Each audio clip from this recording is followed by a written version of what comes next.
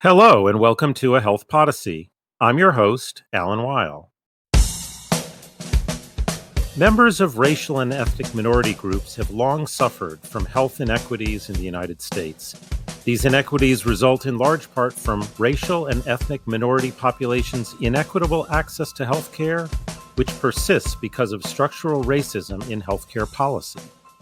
Racism includes a complex array of social structures, interpersonal interactions, and beliefs by which the group in power categorizes people into socially constructed races and creates a racial hierarchy in which racial and ethnic minority groups are disempowered, devalued, and denied equal access to resources. Now, the words I just read are from the opening paragraphs of one of 4 overview papers in the February 2022 issue of Health Affairs, an issue devoted entirely to the topic of racism and health.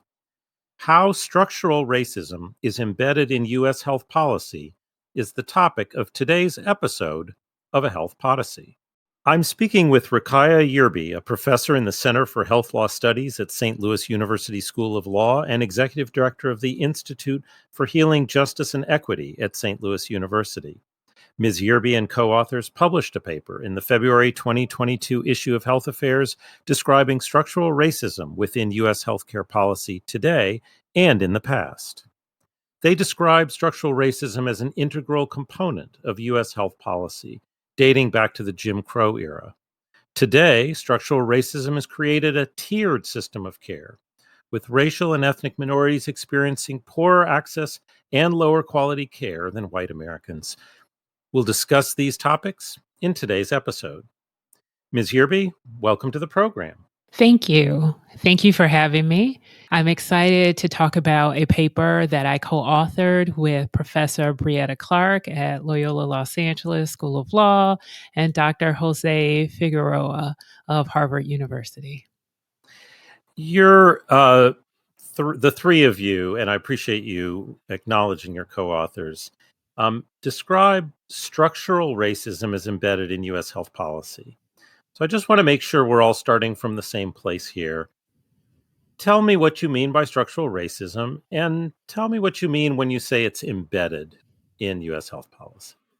So, structural racism refers to the ways that laws and policies are used to structure systems in a manner that advantages white individuals and disadvantages racial and ethnic minority individuals. Here, we discuss about the ways that U.S. healthcare policy has been used to structure the healthcare system in a manner that advantages whites and disadvantages racial and ethnic minorities, particularly in terms of healthcare coverage, financing, and quality. And to be clear, structural racism is embedded in U.S. healthcare policy because our healthcare policies shape the system: access to insurance, access to coverage, access to quality healthcare in a way that disadvantages racial and ethnic minorities. But it's just one form of discrimination embedded within U.S. healthcare policy. We see the same is true for those who are poor, for those who have different gender identity and sexual orientation, as well as people with disabilities as well. So we've all read about disparities, inequities, health indicators being worse for certain groups than others. And the point you're making in this paper is those disparate outcomes are tied to structural aspects of the healthcare system. And as we have our conversation, I'd like to walk through some of the domains that you explored in the paper as you just introduced. But do I have sort of the right framing here? I just want to make sure we're approaching this the way you think a listener ought to. Correct. Oftentimes, when we think about disparities in healthcare, we primarily focus on physician bias or healthcare bias without considering that it is the way that the system is structured, which requires people often to have access to health insurance, which plays a large part in those disparities as well. Okay, so let's start with coverage. You actually go back to the Hill-Burton Act, Kerr-Mills. These are familiar to longtime health policy analysts, but maybe not to everyone who's listened to them. When you think of them generally, you think of them as big investments in healthcare. So how is it that they embody structural racism? Correct. They were big investments in healthcare that actually has built the healthcare system that we see today. But they provided advantages for whites while disadvantaging racial and ethnic minorities. And I just want to go back really quickly. Before the Hill-Burton Act, we see the federal government primarily providing funding for private healthcare facilities, which caused a disparity because most racial and ethnic minorities receive their healthcare in public institutions. So with the Hill-Burton Act, funding public healthcare institutions, you think that it's going to actually benefit racial and ethnic minorities, but it didn't, because within that act, it explicitly said that states could fund healthcare facilities and construct racially separate and unequal healthcare facilities. The same was true with the Kerr-Mills Act, which was the precursor to Medicare, which provided funding for elderly who were poor. But again, it was the program was underfunded, and few states participated, especially states with large portions of Black Americans. And we see that same problem today with Medicaid, and the focus about who's going to expand Medicaid being really tied to who we believe it's going to cover. And if we think it's going to cover racial and ethnic minorities, we tend not to expand Medicaid. So here are a number of examples where the federal government says we have a goal of expansion, expanded access, expanded facilities. But in one instance, you describe it actually supports the development of segregated facilities.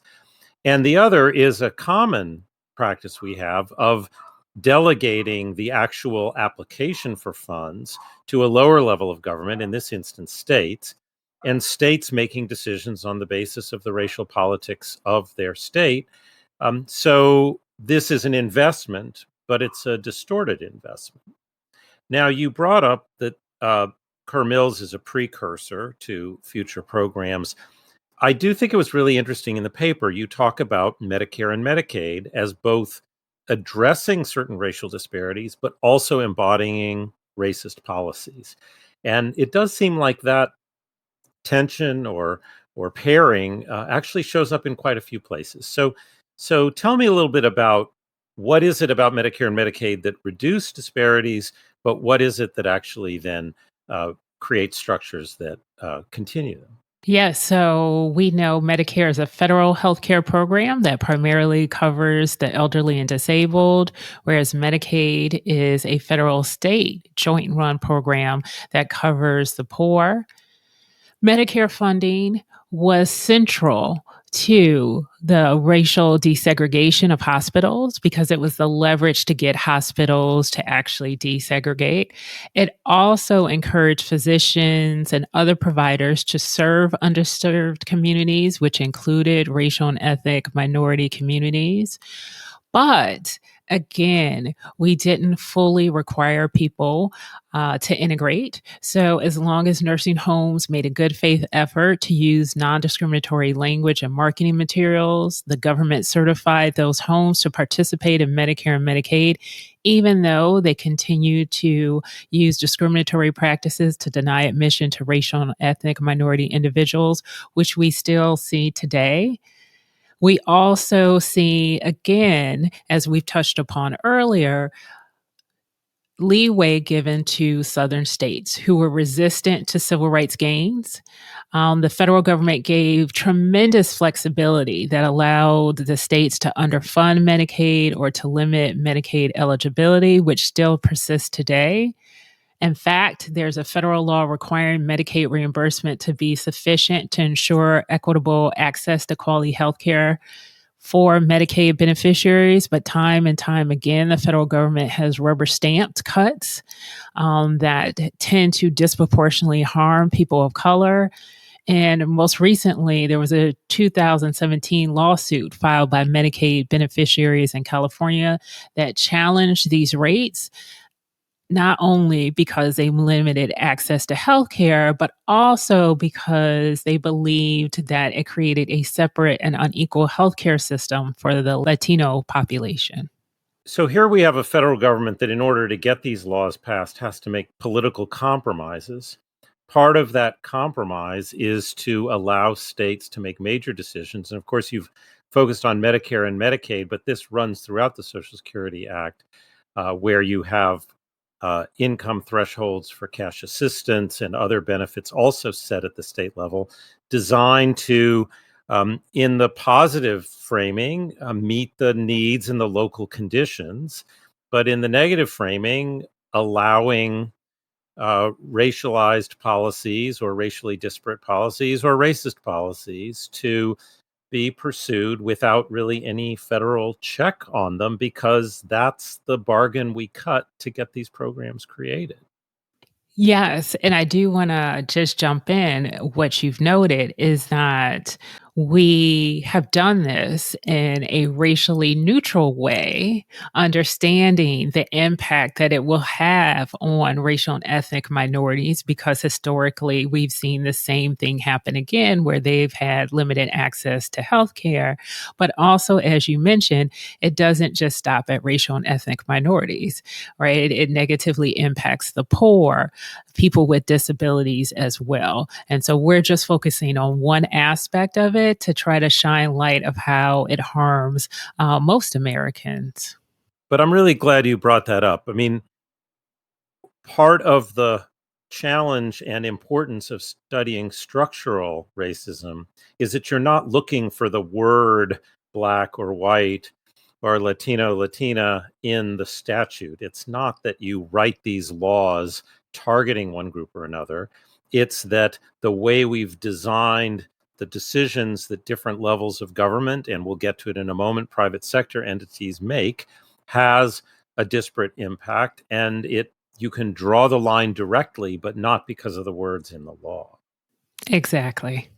I do want, before we leave Medicare and Medicaid, you had I thought, a really interesting point about the allocation of disproportionate share hospital funds, which to some may seem obscure, but is a central element in the Medicaid statute for the federal government to give funds designed to serve institutions, hospitals that are serving a disproportionate share of underserved people, which again, you would think would have a racially equalizing effect. But you comment on how the fact that the allocation of those funds is left to the states can undo some of that. Can you say a little more about that? Yes. So Professor Brietta Clark brought in her expertise on this area. Which really focuses on the lack of oversight, that disproportionate share hospital payments are intended to subsidize uncompensated care provided by hospitals that serve a large number of low income individuals. But we are not tracking where that money actually goes. And so oftentimes that money is not necessarily going to the hospitals that need it most. But if it is, sometimes it's directed to state and local run hospitals, and that money goes back into the state budget to sometimes offset other things.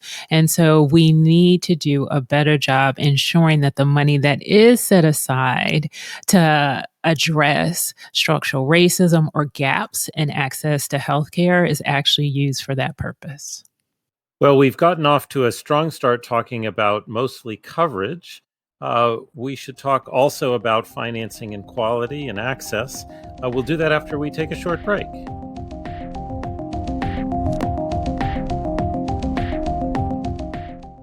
Health Affairs Pathways is a new podcast series exploring the various avenues and alleyways of the healthcare system through a variety of storytelling.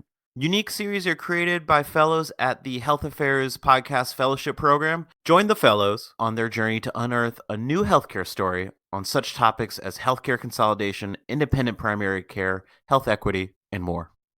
Our first season is a 6-part series from Lolita Abiancar. Her series, titled Piecemeal, examines how consolidation in healthcare is affecting independent primary care. Subscribe wherever you listen. And we're back. I'm speaking with Ruqaiijah Yearby about structural racism in the past and today in healthcare policy in the United States. Before the break, we were focusing on coverage programs, particularly public programs. I thought it was very interesting that you also point out the role that employer-sponsored insurance, private coverage, plays in the structures that lead to the uh, disparate outcomes that we observe. So we think of employer-sponsored insurance as a good benefit that you get from a good job and doesn't really have anything to do with race. Um, you describe it as part of a two-tier system, and that there are aspects of employer-sponsored insurance that actually do reflect structural racism. Can you say a little more about that? Sure. So when we think about employer sponsored health insurance, we have to think about it in two ways. First, that not everyone actually gets insurance through their employers. And so historically, low wage jobs that racial and ethnic minority individuals tend to work in, do not provide health insurance. And that continues even to this day. As of 2019, 66% of white workers were covered by employer sponsored health insurance, compared with 40%, 47% of Black, 43% of Latinos, and 37% of American Indian and Alaska Natives. Second, if low income racial and ethnic minority workers are insured, they are disproportionately covered by employer sponsored plans that provide poor coverage, leaving them with higher out of pocket cost. And this is true even though their Affordable Care Act exchange plans, they are not allowed to go and use those plans. They do not receive federal subsidies offered as part of those plans, and they are not eligible to switch to Medicaid. And so, if they are able to get employer sponsored health insurance, oftentimes it's more expensive and does not provide the same level of access to health care as other workers. So we have a multi-$100 billion annual subsidy from the tax exclusion of employer-sponsored insurance. And what you're saying is that the actual allocation of those dollars contributes to both the higher rates of employer-sponsored coverage for whites, but also the tendency for white employees to have more comprehensive plans. So here's another federal investment that's, in one sense, expanding access, but doing it in ways that structurally contribute to the inequities that we observe. Um, it does seem a little parallel to what we were talking about on the public program side, that again, here is sort of a race neutral policy. Um, and what we're focused on is how it plays out. Um, are there elements of the design of that system that could be addressed that would make it less of or not contribute, as you say, to a structurally racist system? Yes. And so one area that Dr. Jose Figueroa mentioned in the paper was taking in consideration the structural determinants of health and how they limit people's access to health, sometimes make them more unhealthy. But when we think about value based payment or incentives for providers providing care to these patients, we do not take that into consideration, and we should. Things that were not in the paper that we wanted to include, but we were not able to, though, is to really begin to think about changing the system and doing it in an intentional way that incorporates the principles of health justice, which provides a community based systems level approach to reform. And really, the key points are patient and community empowerment, truth and reconciliation, and structural remediation. And I can just give you one example, particularly of community empowerment, that racial and ethnic minority individuals must be engaged as patients, caregivers, and community leaders in transforming health policy and coverage financing and the provision of quality care One example would be involving them in the oversight of tax exemptions and incentives to minimize the use of funds meant for their benefit. So bringing them into discussions about the disproportionate share hospital payments, also discussions about not being able to receive subsidies if you have, or if you are a low wage worker, and also about incentives for providing care to them. I want to spend more time on the solutions here, but before we fully focus on that, I want to make sure we cover the last dimension of the paper, which is quality. There's, of course, quite an extensive literature on the poorer health outcomes for Black Americans, for Hispanic Americans. But that, again, has origins in policies. And I wonder if you could talk a little bit about that side of it, not just where we see disparities, but how it ties to the existence of structural racism. Yeah, so when you think about quality disparities, again, we often think about the interaction between patient and physician, but it is much broader. And so when we look at, say, nursing home care, there's been decades worth of research showing that Black patients have poor quality outcomes, even when they're in homes with other white patients. When they are in predominantly segregated nursing homes, we see they have poor quality of care, and that has been linked to lower staffing levels and bigger for profit urban facilities. And so, again, that goes back to the decisions about financing, the decisions about oversight, the decisions about not requiring the same level of care in predominantly white and predominantly Black nursing homes. We can also see that in where hospitals and healthcare services are located. There have been studies showing that actually there were a lot of hospitals that moved from predominantly Black neighborhoods to predominantly white neighborhoods, and oftentimes the reasoning given for that was really financial, but the research shows that it's more correlated with race than financial. So, as the population of racial and ethnic minorities increases, you tend to see closures of hospitals moving to predominantly white neighborhoods, which doesn't lower costs because now you have too many hospitals in one area and not enough hospitals in another. And even if it is for financial reasons, in addition to the racial factors you described, those financial conditions are tied to some of the policies we've been discussing earlier, that the payment rates in public programs that disproportionately serve racial and ethnic minority populations are lower than they are for commercial insurance. And so you can make a perfectly rational financial decision if that's what it is, and it can have these highly disparate racial effects. Even if I should say, race isn't a direct consideration of the institution. I do want to come back to your starting the conversation about solutions. Um, it seems to me there's sort of a combination of inside healthcare and outside healthcare. So you described what I gather is a little bit more of a participatory approach to health policy and health decision making of health enterprises.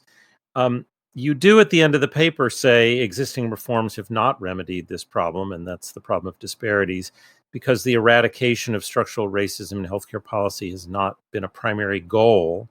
So I wonder if you could expand on that, both, as I say, within the health sector, but also more broadly, how we would embrace the goal of eradicating structural racism and what that might look like. Thank you. So, as I mentioned, definitely patient and community empowerment, but also we have to change the way we operate as healthcare institutions and as a government regulating the healthcare system. One way is to adopt a truth and reconciliation process that acknowledges the existence of racism in health policy and our healthcare system. We've already seen this a little bit in the healthcare system where they have adopted a process to address medical malpractice by having providers apologize for their mistakes. And so building on this restorative justice movement, to do the same thing with patients, to listen to their experiences of racism and to move forward, work with them to move forward to create solutions for that beyond just the acknowledgement of provider bias, but actually looking at what the institution is doing. But we also have to include healing in that. And so offer people opportunity for counseling sessions, therapy, but being able to move past this trauma. The last one is to really aim at reforming the system and restructuring the system. And so, one example that I mentioned before about low income, racial and ethnic minority workers not having great employer sponsored plans, about giving them the same protections as those in the ACA exchanges that provide immediate financial relief against high out of pocket cost. It really means taking into consideration the disproportionate impact on these groups when you're moving forward with the policy, to continue to track that as the policy is in place and to remediate any harm that is caused by it. So I'm really struck by you invoking the approach to malpractice of disclosure and compensation. We've, of course, published a few papers on this topic in Health Affairs, and it's quite transformative. It's hard to do, and it's a real culture change for organizations that are accustomed to sort of circling the wagons and denying all responsibility to saying we're going to open up to hearing and acknowledging that we made a mistake. But I can't help, and of course, you're trained as a lawyer, as am I can't help but note that that transformation in malpractice occurs against a backdrop of potential very large liabilities against the hospital if there is a negative finding on malpractice. And so there's sort of there's a financial reason for them to come to the table and to maybe experiment with something quite different than what they're used to. So I'm trying to envision this in a broader structural racism context, truth and reconciliation, and thinking if we're going to get folks to the table, maybe some of it will come out of a desire to do things differently and goodwill. But what's the equivalent of the threat of a really big, high publicity malpractice decision that you want to avoid? What's the equivalent of that when it comes to issues of structural racism? I would say the same thing that pushed people to desegregate hospitals, the loss of Medicare and Medicaid financing. But also, let me talk about the impact that it's not only having on patients, but on providers. Because throughout our article and this discussion, we've only focused it on the patient's perspective. But there are a lot of healthcare providers who are experiencing this same structural racism. And so I think if you mobilize both those providers and what they're experiencing during COVID-19, and other issues with the patients, then that would be a move to get the healthcare systems to actually do that. And that's what you see in lots of the Medicaid lawsuits, that it is the providers joining with the beneficiaries to challenge the system and to try to change the structure of the system. Well, I think that's a good place for us to close. And I'm glad you brought in the role of the provider and the goodwill and desire on the part of so many providers to improve the system.